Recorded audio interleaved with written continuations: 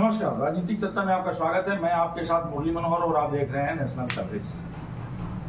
कल यानी मंगलवार को उत्तर प्रदेश शासन ने पुलिस भर्ती एवं आरओ और एआरओ परीक्षा में पेपर लीक होने के बाद एक अध्यादेश लाया, सार्वजनिक परीक्षा अनुचित संसाधनों की रोकथाम हेतु अध्यादेश 2024। हम आपकी जानकारी के लिए बता दें कि केंद्र सरकार ने यह अध्यादेश बहुत पहले लाया था और उस अध्यादेश में 10 साल के सजा का प्राविधान था, आज भी है। लेकिन उत्तर प्रदेश सरकार ने जो अध्यादेश लाया है उस अध्यादेश में 2 साल से लेकर के और आजीवन कारावास का प्राविधान बना है।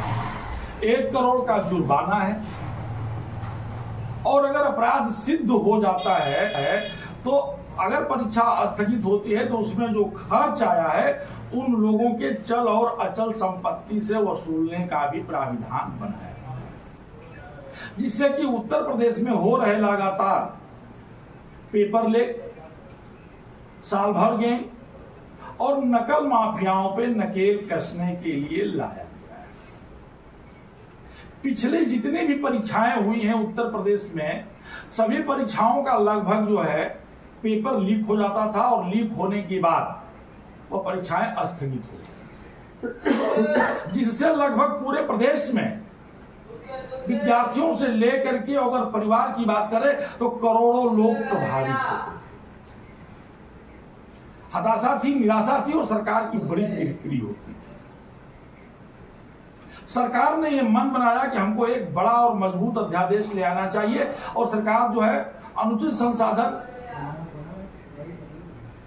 अध्यादेश 2024 ले आई और उसको कैबिनेट ने मंजूर किया।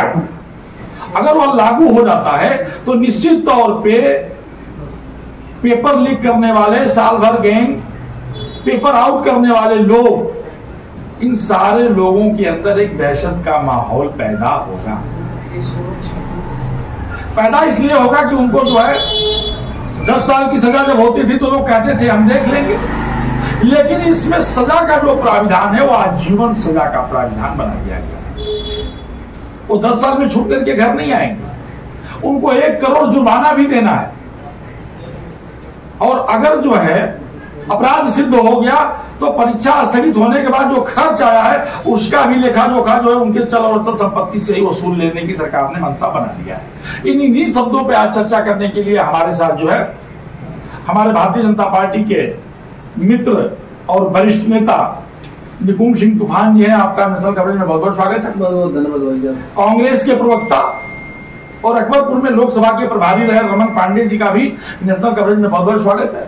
बहुत बहुत धन्यवाद। गौरव जी, आपका भी बहुत बहुत स्वागत है। गौरव पांडे जी जो है जनपद के युवा अधिवक्ता है और समाजवादी पार्टी प्रमुख वर्ग के जिला अध्यक्ष है। आपका भी नेशनल कवरेज में बहुत बहुत स्वागत है। सबसे पहले हम रमन पांडे जी से शुरू करते हैं। रमन पांडे जी, उत्तर प्रदेश सरकार ने जो अध्यादेश लाया है उस अध्यादेश के बारे में आपका क्या कहना है? सार्वजनिक परीक्षा अनुचित समय हेतु अध्यादेश 2024 को कैबिनेट ने मंजूरी दे दिया है, उत्तर प्रदेश सरकार की कैबिनेट ने मंजूरी दे दिया है, आपका क्या कहना है? देखिए, सबसे बड़ा सवाल आज उत्तर प्रदेश का ही नहीं पूरे देश में युवाओं के जो समस्या है, युवाओं की जो समस्या है, उनके पढ़ाई लिखाई से जुड़ी चीजें हैं, परीक्षाओं से जुड़ी चीजें हैं, केवल यह प्रदेश का ही मामला नहीं है। अगर इस तरह के कड़े कानून बनते हैं तो हम लोग उसके पक्षधर हैं। कांग्रेस बनते नहीं है, कैबिनेट ने मंजूरी दे दिया है। नहीं, बन भी गए तो हम चाहते हैं कि परीक्षाएं साफ सुथरी हों। युवा मेहनत करता है, उनके परिवार जो है अपने अगर किसी बेटे को पढ़ाता है तो बहुत ही उम्मीद के साथ और उनके ऊपर काफ़ी मेहनत करके बच्चे को पढ़ाता है। तो अगर किसी पेपर लीक के माध्यम से या अन्य कारण परीक्षा रद्द हो जाती है, परीक्षा कैंसिल हो जाती है तो युवा का नुकसान होता है, साथ साथ गार्जियन भी उसको भुगतते हैं। तो अगर इस तरह के कड़े कानून बना के फैसले लिए जाते हैं तो स्वागत करते हैं। लेकिन इसके साथ एक और चीज़ है कि कानून तो बहुत सारे कुछ बने हुए हैं। कानून, हमारे देश में कानून की कमी नहीं है। तमाम अपराधों के लिए भी कानून, यहाँ तक कि फांसी तक की हमारे कानून में सजा है, या तो उम्र कैद आप जो बता रहे हैं। देखिए, सबसे बड़ी चीज इसमें है कि हम सभी लोगों को बतौर एक देश के नागरिक होने के नाते इन सब चीजों से यह राष्ट्रद्रोह इसको माना जाए। अगर जो भी इस तरह का व्यक्ति कृत्य करता है, युवाओं के भविष्य के साथ खिलवाड़ करता है, तो उसमें एक राष्ट्रद्रोह का भी केस चलना चाहिए। गौरव जी, आपको क्या लगता है कि इस अध्यादेश के आने के बाद उत्तर प्रदेश में परीक्षाओं पर नकेल कसा जा सकता है, नकल माफियाओं पे नकेल कसा जा सकता है, पेपर लीक नहीं होगा? आपको क्या लगता है गौरव जी? देखिए, उत्तर प्रदेश के अंदर अब तो बहुत सारे परीक्षाएं हैं जो जिसमें पेपर लीक की वजह से परीक्षा टाली, या पेपर होने के बाद ये बातें सामने आई कि इसमें पेपर लीक हो गया था, निष्पक्ष परीक्षा नहीं हुई, बहुत सारे आरोप पेपर होने के बाद रद्द हुआ। तो उत्तर प्रदेश की सरकार जो गुड गवर्नेंस की बात करती थी, अध्यादेश आया, उसका स्वागत है। हम तो समाजवादी पार्टी का तो लगातार से कहना है कि सरकार जो सत्ता में है उसकी जिम्मेदारी बनती है कि वो परीक्षाओं को निष्पक्ष कराए, जो उसमें दोषी है उसमें पकड़िए। कौन आपका नहीं, बाबा ने तो बड़ा एक्शन लिया है। जो अध्यादेश लाया है उसमें आजीवन कारावास का प्राविधान है, 1 करोड़ जुर्माना का प्राविधान है, अपराध सिद्ध होने पर उनके चल संपत्ति से पूरे परीक्षा का उनसे जो है पैसा भी वसूल कर लिया जाएगा। तो इसका कितना असर पड़ेगा उत्तर प्रदेश में शिक्षा माफियाओं पर, नकल माफियाओं पर, साल भर गैंग पर, इस पर कितना असर पड़ेगा? आपको क्या लगता है? मुझे लगता है कि अध्यादेश आने के पहले जो परीक्षाएं रद्द हुई हैं और जो उनमें संलिप्त व्यक्ति हैं उसके ऊपर कड़ी कार्रवाई करते हुए अगर यह अध्यादेश लागू होता तो कई छात्रों के मन में दुगनी खुशी होती। मगर जो छात्र गांव, गरीब, किसान, छात्र, मजदूर का लड़का जो किस तरह अपनी पढ़ाई करता है, गार्जियन भी लगा होता है, वो बच्चा लगातार साल भर 2 साल तैयारी करता है, जब उसका समय आता है तो कैसे कैसे अपने पैसे को जुटा के, गरीब वर्ग के लोग जो पैसा जुटा के जाते हैं परीक्षा देने, और परीक्षा देने के बाद जब वो आता है, आपको क्या लगता है ये इस पर सरकार को कड़ी कार्रवाई करनी चाहिए। सरकार ने जो अध्यादेश लाया है इसका कितना असर जो है साल भर गैंग पर, पेपर लीक गैंग पर और नकल माफियाओं पर पड़ेगा? देखिए भाई साहब, इसका असर जमीन पर उतरने में थोड़ा समय लगेगा। यह एक ऐसा दीमक हो गया है जो पूरे सिस्टम में नीचे से लेकर ऊपर तक यह बसा हुआ है, और पूर्ववर्ती की सरकारों में यह एक रोजगार के रूप में चलता था, और नीचे से लेकर ऊपर तक, जैसे हमारे मित्र ने कहा, बताएंगे कि हम चाहते हैं कि ऐसा हो, लेकिन जो कदम हमारी सरकार ने उठाया, इन्होंने कहा कि आरओ का पेपर होने के बाद पता चला तो सरकार ने उसको कैंसिल किया। आपके गवर्नमेंट, जब गवर्नमेंट थी समाजवादी पार्टी की, तो व्हाइटनर लगा पेपर मिला था, 7 सीट व्हाइटनर लगा पेपर मिला था, उसके बावजूद भी आपकी सरकार ने मानने के लिए तैयार नहीं थी, और कोर्ट में गया, और कोर्ट के बाद भी जो उसका फैसला हुआ। अगर कोर्ट ने उसमें इंटरवीन नहीं किया हुआ होता तो उन परीक्षार्थियों का भविष्य वैसे ही अधर्म लटका होता। मैं धन्यवाद देना चाहता हूं पूज्य योगी आदित्यनाथ जी को कि उन्होंने, उनको जैसे यह पता चला कि आरओ के पेपर में इस तरह की गड़बड़ी पाई गई है, उसकी शंका भी मात्र हुई, तो उन्होंने उसको कैंसिल कर दिया। कैंसिल होने से एक बेनिफिट, एक नुकसान है, तो दूसरे तरफ एक बेनिफिट भी है कि जो एलिजिबल छात्र थे उसके पेपर लीक हुआ है, तो उसमें जितने एलिजिबल छात्र होते हैं वो छट जाते हैं। यह दुर्भाग्य है हमारे प्रदेश का।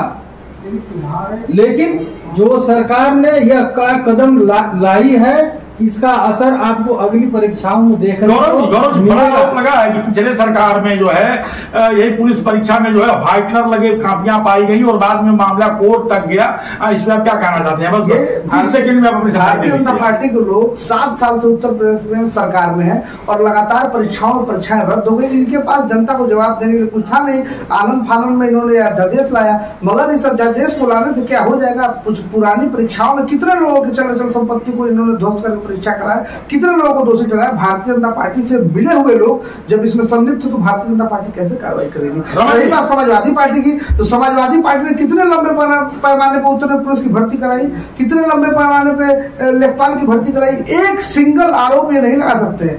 समाजवादी पार्टी 5 साल में लगातार रोजगार का अवसर दी, भारतीय जनता पार्टी ने और रोजगार का अवसर नहीं दिया, और जो दिए उसमें पेपर लीक करा दिया गया। ये खुद कटघरे में है, इसलिए जल्दी लाके उस पर वो पर्दा डालना चाहते हैं? हमारे समाजवादी के मित्र, थोड़ा समय लगे भाई साहब, हमारे समाजवादी के मित्रों ने कम से कम यह माना तो कि हमारी सरकार में कमी थी कि हमारी सरकार की भर्ती सब सिस्टम में व्हाइटनर लगा था।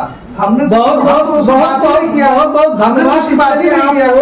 कम से कम आपने यह स्वीकार तो किया। हमने स्वीकार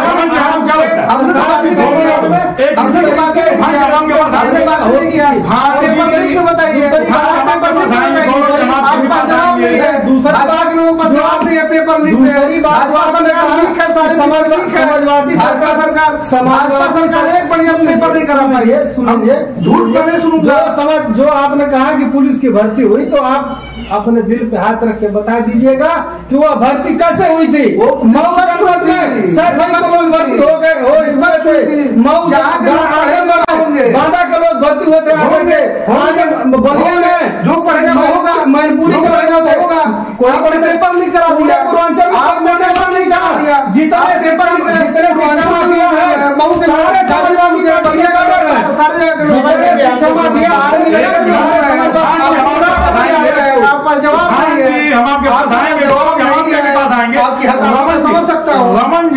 रमन जी दोनों तरफ से आरोप और प्रत्यारोप लग रहे हैं। तूफान जी कह रहे हैं कि आपकी सरकार में व्हाइटनर लगाया गया, ये कह रहे हैं, गौरव जी कह रहे हैं कि नहीं हमारे सरकार में जो है निष्पक्ष चुनाव भर्तियां हुई थी। आपको क्या लगता था गौरव, रमन जी आपको क्या लगता है? देखिए, आरोप प्रत्यारोप दोनों ओर से लग रहा है। अपने दोनों मित्रों से मैं कहना चाहूंगा कि यह युवाओं से जुड़ा हुआ मसला है, विद्यार्थियों से जुड़ा हुआ मसला है। इस पे राजनीति तो हम लोग कर ही नहीं रहे हैं और राजनीति करना भी नहीं चाहिए। आपको मैं याद दिलाना चाहूंगा, इसी मध्य प्रदेश में उत्तर प्रदेश की बात आ रही है, व्यापम जैसे घोटाले हुए, उसमें तमाम संदिग्ध तरीके से जुड़े हुए लोगों की मौतें हो गई। जो आरोपित थे एक एक करके मौतें हुई। उस पर कोई, भारतीय जनता पार्टी की सरकार थी, उस पर किसी तरह की कार्यवाही नहीं हुई। आज जो आप देख रहे होंगे कि एक मिनट हम आपको रोकेंगे। व्यापम घोटाले में जो वहां के गवर्नर थे स्वर्गीय राम नरेश चौधरी जी, वो आज हमारे बीच में नहीं है। ये स्पष्ट कर देंगे क्या कि चौधरी राम नरेश जी किस सरकार के द्वारा बनाए हुए गवर्नर से, उसमें उनके लड़के का निधन भी हो गया था और उनका भी नाम उसमें लपेटे में आ रहा था। मैं सबकी भी स्पष्ट कर दीजिए। बतौर देखिए, एक मिनट, आप जवाब खाली सरकार को कर सकते हैं। पहली बात, आप ही लोगों से मैंने सुना है, आप कहते हैं कि गवर्नर किसी दल का नहीं होता है, गवर्नर किसी दल का नहीं होता है, लेकिन अगर जो भी संलिप्त थे उसमें, तो सरकार की ये तो है ना कि सरकार उसकी जांच कराएगी। अगर कहीं पे भी गलत हुआ है तो उसकी जांच कौन कराएगा? नीट की परीक्षा, नीट यूजी की परीक्षा, आज पूरे देश में 24 लाख बच्चे सड़क पे उतर रहे हैं, रोज धरना प्रदर्शन हो रहा है। लेकिन आज जो डबल इंजन की सरकार, फिर मैं कहूंगा, केंद्र में भी एनडीए की सरकार है और यहाँ भी भारतीय जनता पार्टी की सरकार है। आज उत्तर प्रदेश के न मुखिया उस पे बोल, क्या उत्तर प्रदेश के बच्चे उसमें नहीं है? नीट का एग्जाम दिए हैं। आप अच्छी अच्छी बातों को करके जनता के बीच, लेकिन मैं आपसे बताना चाहूंगा कि नीट की आप तह में जाएंगे तो आज देखिए गिरफ्तारियां हो रही हैं, जले हुए पेपर मिल रहे हैं, गाड़ियों से पैसे बरामद हो रहे हैं, लेकिन एक बार भी सरकार नहीं कह रही है। पहले तो शिक्षा मंत्री पहले दिन ने कहा कि एकदम वो किसी तरह का पेपर लीक नहीं हुआ, 2 दिन बाद बोलते हैं कि हाँ कुछ कमियां हैं, तीसरे दिन कुछ और बोलते हैं। तो भारतीय जनता पार्टी को तो नैतिक रूप से शिक्षा मंत्री हो चाहे वह रेल मंत्री हो, पिछले 10 वर्षों का आंकड़ा उठा के आप देख लीजिए। इस बहस में आपके आज वह दूसरी बहस नहीं, लेकिन मैं कहना चाहूंगा कि रेल की जो दुर्घटनाएं पिछले 10 वर्षों में हुई है, अभी 1 हफ्ता के अंदर, उसके पहले, लेकिन कोई जवाब नहीं देगा। प्रधानमंत्री जी जवाब देंगे, मुख्यमंत्री जी जवाब देंगे। मैं सिर्फ अध्यादेश पे चर्चा करना चाहता हूँ। मैं वही देखिए, ये सरकार जो है जवाबदेही से भागती है, अपनी जिम्मेदारी से भागती है। असर पड़ेगा, मैं सिर्फ इस पे चर्चा। आप अध्यादेश लाए, आप अगर देखिए देश हित में, प्रदेश हित में अगर कोई अच्छा कार्य करेंगे तो हम लोग प्रशंसा करने वाले लोग हैं, लेकिन इनकी मंशा साफ नहीं है। आप 60,000 की भर्ती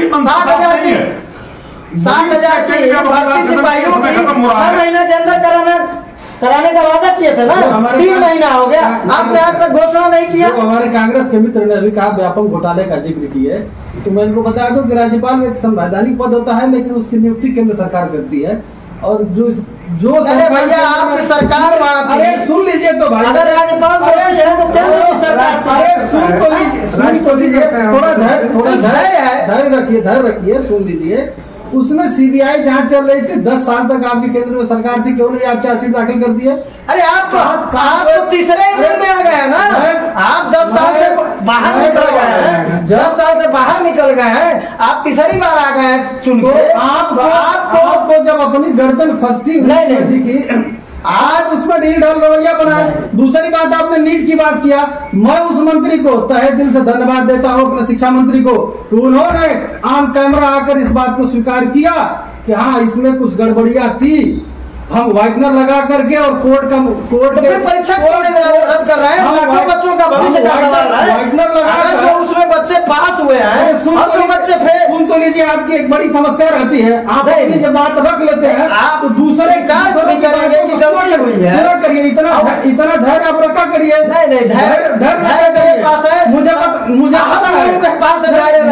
पता है कि 240 से बड़ा होता है भाई, जानकारी मुझे है। मत होइए, आप सीधे जो है उत्तर प्रदेश में जो अध्यादेश लाया गया है उस पर चर्चा। जो अध्यादेश आया है वह काबिले तारीफ है और वह स्वागत योग्य है। मैं पूजनीय योगी जी के इस काम की भूरी प्रशंसा करता हूं। गौरव जी आप अपनी 30 सेकंड में बात पूरी कर लीजिए। ये वही बात हुई कि पुरानी चीजों को सही न करके उस पर पर्दा डालने के लिए एक अध्यादेश लाया गया। ये सरकार पूरी तरह से फेल है और जनता ने अभी लोकसभा चुनाव में उत्तर प्रदेश में यही गुस्सा था नौजवानों का जो दिखने को मिला है।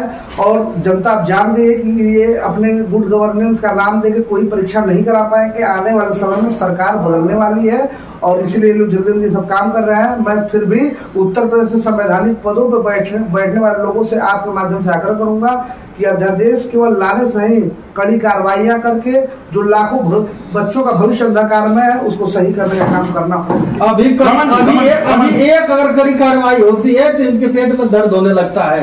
तब अतीक अंसारी मसीहा होने लगता है, Mukhtar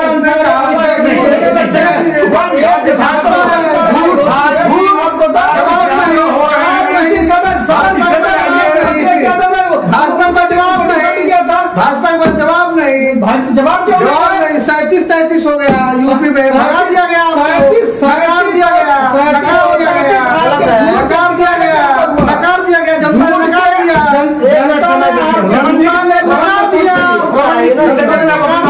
single land party Samajwadi party जनता ने नकार दिया, जनता ने अखिलेश यादव को नेता मान लिया। चार चुनाव में हारा हो और एक चुनाव में 33 सीट पाने के बाद वो अपने आप का परिचय का जवाब था, जनता रमन जी समझ सकता हूँ 33 बड़ा है। 30 सेकंड का समय रमन जी को दीजिए, 30 सेकंड का।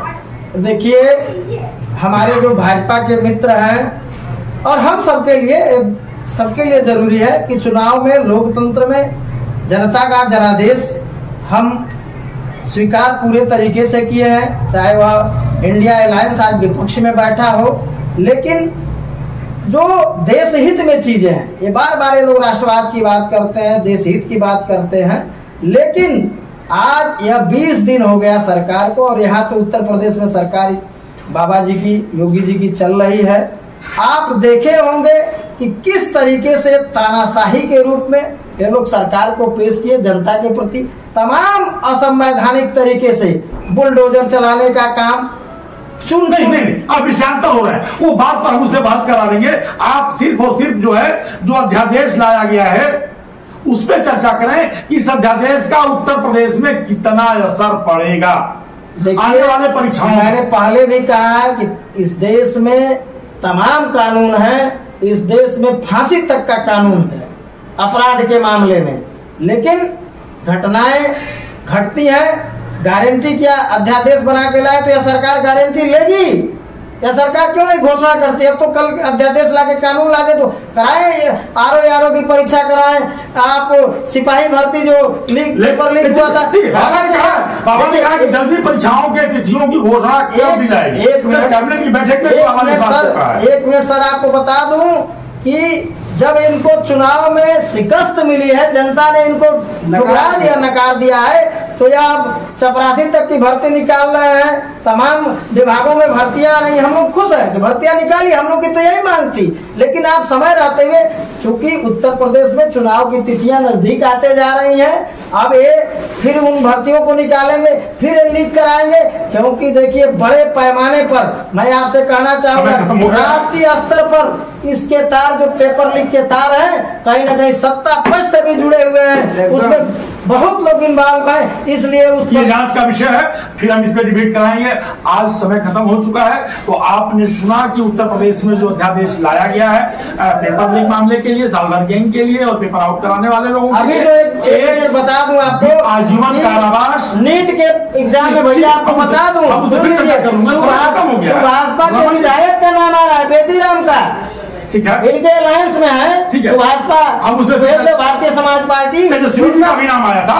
तेजस्वी जी का नाम नहीं आया था, तेजस्वी जी के सेक्रेटरी का नाम आया था, उसके बाद उनका बयान आया था, डायरेक्ट उनका नाम नहीं आया। हम आपकी बात को मान ले रहा हूँ, समय खत्म हो चुका है। किसका नाम आ रहा है, नहीं आ रहा है, जांच का विषय। नाम आ जाने से अपराधी कोई नहीं हो सकता, लेकिन जांच का विषय है।